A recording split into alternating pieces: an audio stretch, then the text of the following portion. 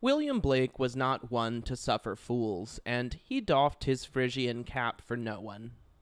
As a young boy, Blake had visions of angels, he talked to the spirits of the dead, and he heard the music of the spheres. The toiling mundanity of terrestrial life was just, not that interesting to him. Blake's real passion was spiritual and political revolution, and during Blake's lifetime in England, the church and the state were diligently working in tandem to try and tamper down on that sort of stuff. Blake had it on pretty good authority that the priests in their pulpits were snakes and liars because he had a direct mystical connection with the angels, and he knew that everyone else did too if they just believed in themselves. So, as a young man whose voice was going unheard by an oppressive authoritarian regime, Blake fucking rioted. He was reportedly on the front lines during the Gordon Riots, among the mob that attacked Newgate Prison, freed all the captives, and set the place on fire. I think that's pretty cool, especially for a guy that wrote a lot of poems about, cats and flowers. Anyway, after the fires were put out, Blake got married and he had to chill a little bit on the civil disobedience. Being that Blake was still connected to a world of divine mysteries trickling down from the heavens like manna, he needed an outlet to share with his fellow man his prophecies. And so Blake learned to print books, and then he did just that. No editors, no agents, no publicists. Blake just wrote and illustrated a bunch of books that he called Illuminated Prophecies about this world and the next, and he sold them by catalog. Every time somebody bought one of his books, he had to press and paint a new copy by hand. His wife, Catherine, helped. She was really supportive, and she was a really talented artist in her own right. One day, Blake was working in his studio at home when he looked out the window and he saw that there was a soldier in his garden. It turned out his gardener had invited the soldier inside to help with the garden. It's unclear why. I assume they were flirting or something. Regardless, William Blake wasn't one to quarter soldiers, so by his account, Blake politely asked the soldier to leave. The soldier, Royal Dragoon John Scofield, wouldn't leave. He gave Blake an impertinent answer, probably trying to impress the gardener.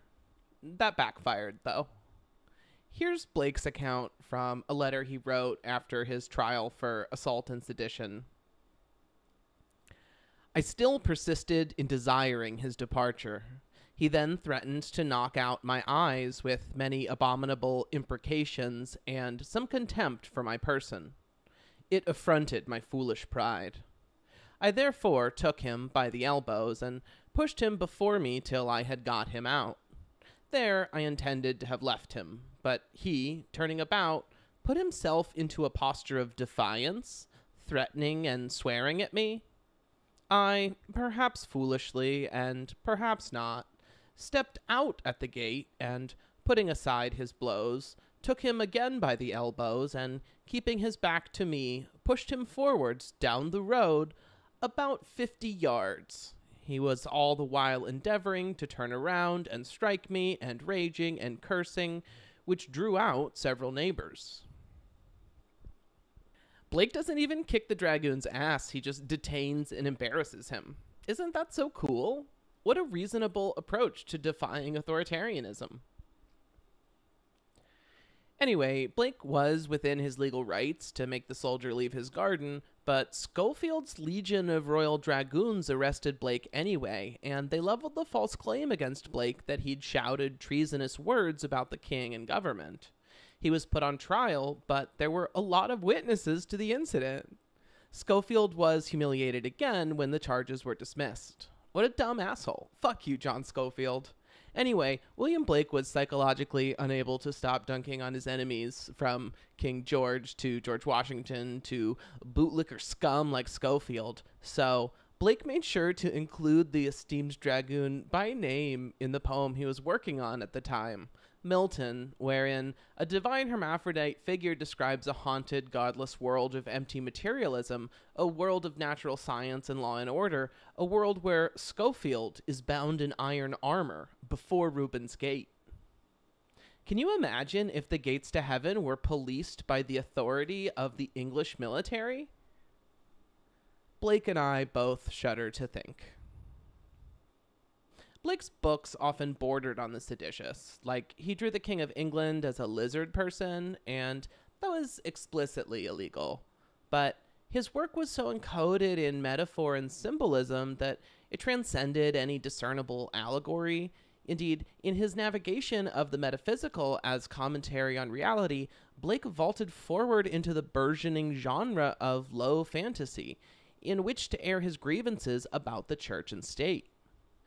Blake's graphic design principles were modeled on the illuminated manuscripts of medieval Christianity, while his heroes and villains were drawn from anatomical lessons he learned from studying the Renaissance masters at the Royal Academy. The result is that Blake accidentally kind of invented the superhero graphic novel, creating for himself a shared universe wherein godlike heroes and villains vie for global domination. They use their powers to transform into different bodies, they make the sky rain blood, they conjure whirlwinds of fire. You know, X-Men stuff. These hot, angry warriors with overly defined musculature fight for truth, justice, and sometimes the American way. Faster than a locomotive, able to leap the Atlantic Ocean in a single bound. Here's some fun trivia. Marvel's Atlantean prince Namor, the Submariner, who was one of Marvel's very first superheroes, and Blake's Atlantean prince, Orc, they share a considerable amount of overlap in their origins and the themes of their stories, kind of dealing with being anti-heroes. And that overlap is perhaps not a coincidence when you consider that the creator of Namor, William Blake Everett, claims to be an indirect descendant of his namesake, the original William Blake. Anyway, Blake is considered one of the English masters now, both for his art and his poetry, mostly that one poem about the Tyger.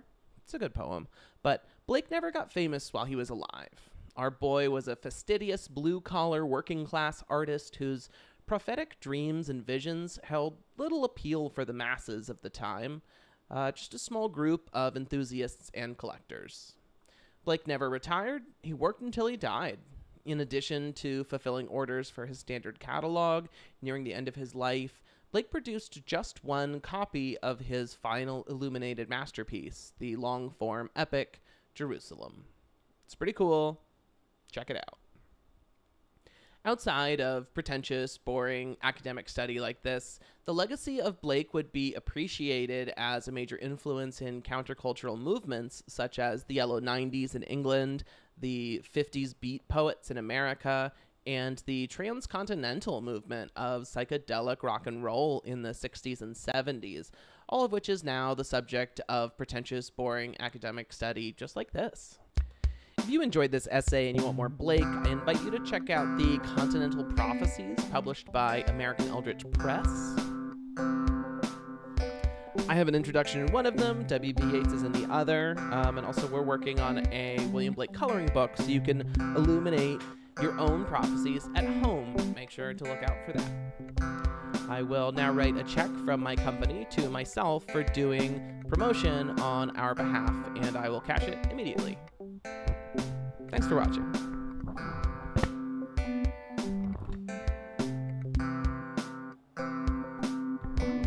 $50. Right. $50.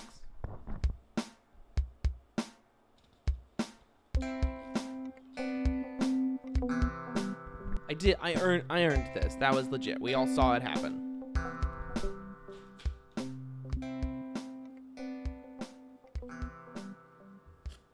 I do deserve this money.